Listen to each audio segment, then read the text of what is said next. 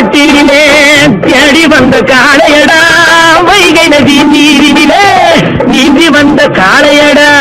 கேதுவகை நாட்டிலே தேடி வந்த காளையடா வைகை நதி நீரிலே நீந்தி வந்த காளையடா மீனாட்சி கருணையிலே நீர் கொண்ட காளையடா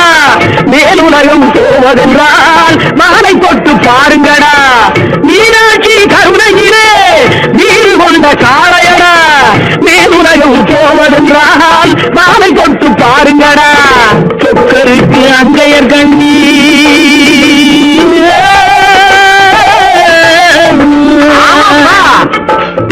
தோல் கொடுத்து மாலை அணிந்து